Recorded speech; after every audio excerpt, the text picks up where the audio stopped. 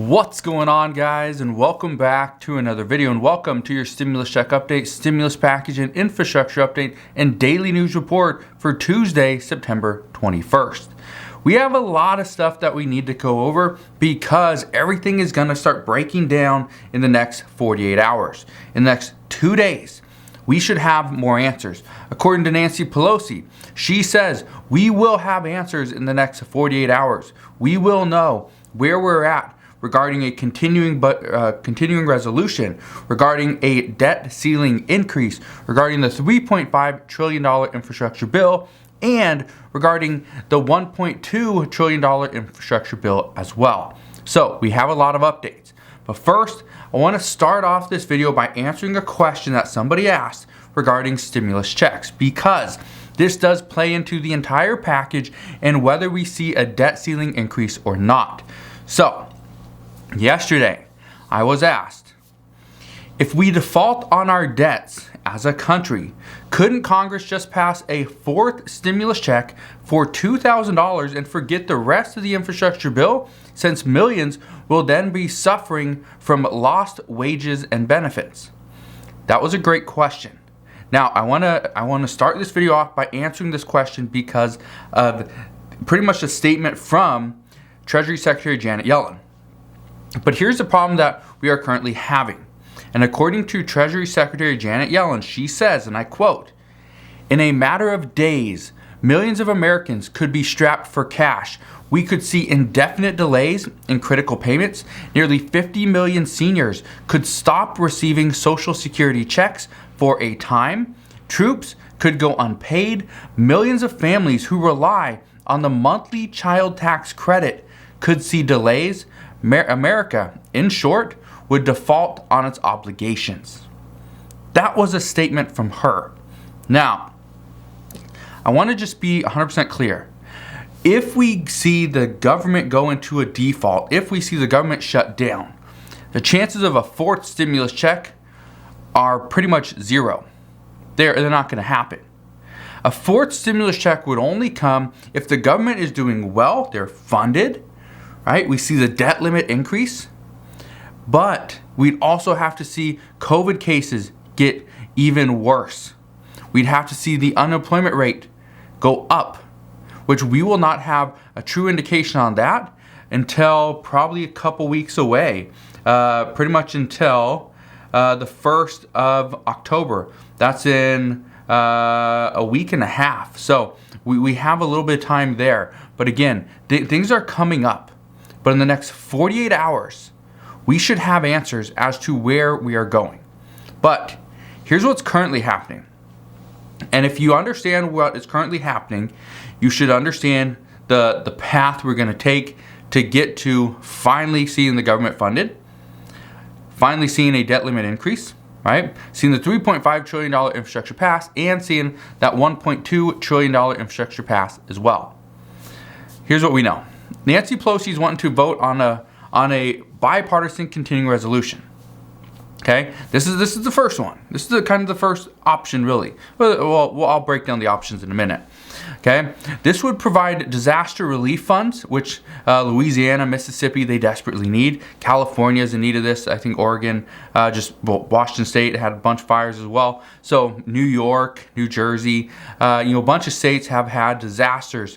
So they're looking to get some disaster relief funds. There's also going to be money for Afghan refugees, and she's looking to suspend the debt ceiling. Okay, pretty much suspend the debt ceiling until December of 2022. Yes, an additional year.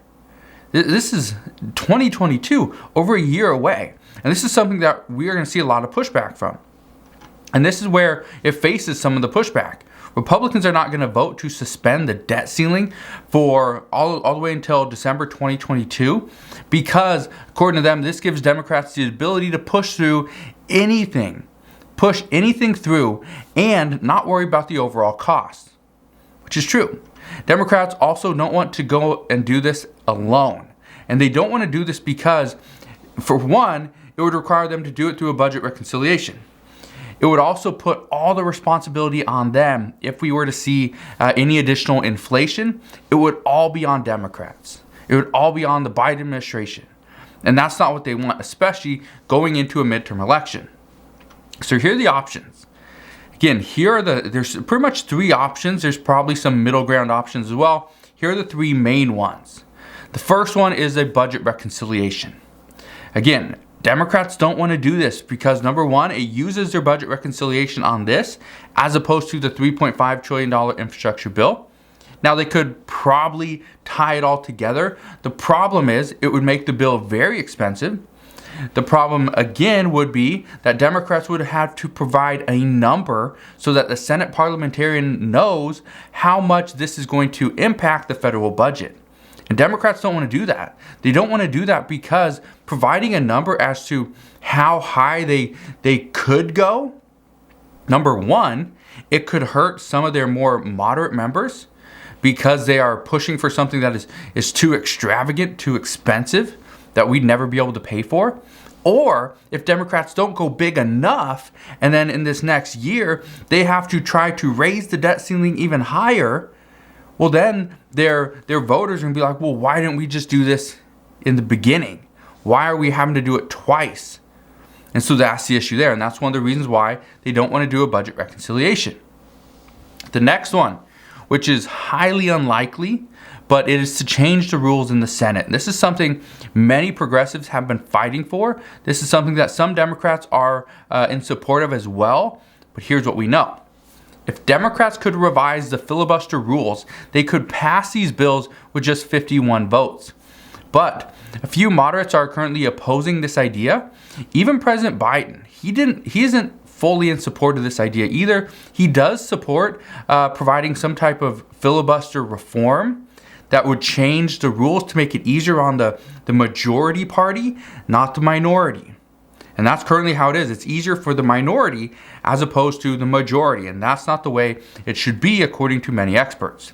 Now, by changing the filibuster rules, Democrats could easily pass this bill. They could increase the debt ceiling. They could do that. They could pass the $3.5 trillion infrastructure bill.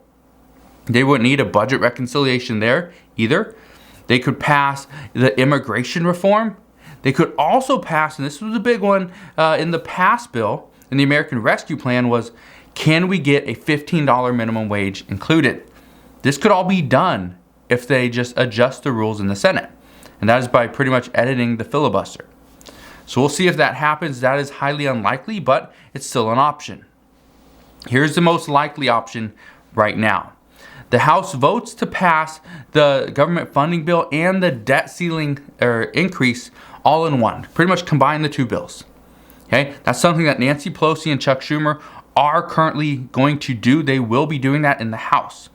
Okay, then this puts pressure on the Senate GOP to vote in favor of this bill or risk shutting down the government, risk defaulting on our debts. Two big things that the American people and the voters could hold against them. So the pressure here would simply be to vote to end cloture. Cloture is debate. Okay, they're going to pretty much end debate. And to vote to end cloture pretty much means you have 60 votes, which means you have 10 Republicans that vote for this. There's been a few Republicans that have said they would vote for this. One is the senator out of Louisiana, and he is obviously going to vote for this because he wants to see some disaster relief funds come to his state. So there's not 10 Republican senators that are currently in a state that has seen any disasters really, or that many disasters. So I don't think we're gonna get 10 votes there, but it could happen. But once cloture is ended, then the Senate only needs 51 votes. They only need the simple majority in order to pass the bills. So this method, this actually would, according to experts, would allow Republicans to save face. It would allow them to save face while still getting the job done. Democrats would then be able to go and pass the $3.5 trillion infrastructure bill. Okay, with a budget reconciliation, that would be different. But it would mean the budget reconciliation would be pushed off, and they would just work on the government funding bill and the debt ceiling increase. That would be the most important thing as of right now. But Here's the problem. This still means that Republicans would have to be okay with giving Democrats a blank check to push through any piece of legislation, any bill they want, pretty much over the next year. However long the debt ceiling is lifted or suspended. So, those were the options yesterday. Okay? This morning, or actually later last night, but Senate Republican Mitt Romney said that he is an absolute no on raising the debt limit, even including on a cloture vote. So he's already saying no. He's an absolute no, but here's the problem. With each passing day, we are getting closer and closer to a true deadline. These are true deadlines. One is an open air deadline, but it's a true deadline. First, the government funding bill must be passed before October 1st, or the government will shut down. They will shut down. We know the debt ceiling increase has to come sometime in early October before the government runs out of money. That's a big one. The $1.2 trillion infrastructure bill, that's supposed to pass before September 27th. And if not, AOC and progressives will vote to tank the bill. They've already said that about 2 to 3 weeks ago. If the $1.2 trillion bill is not passed before September 27th, then moderates say they will not vote to pass the $3.5 trillion bill. But again, that debate, that discussion is still ongoing as well because they don't agree on the $3.5 trillion price tag. So right now there's a bunch of people holding these bills hostage. They're simply holding the bills hostage, trying to get the other party, the other group to bend and break. So, it's not looking good as of today, but the good news is there are now options. They have clearly outlined the different options. I gave you the 3 options. Like I said, there's probably some middle ground options, some things that we can modify, but this is turning into it's going to be a major week. The next 3 days.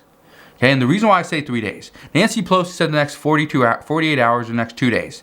Next 2 days would put us into Thursday. We could potentially see a vote happen Thursday, then maybe Friday. We could see them work over the weekend, and they better be working over the weekend.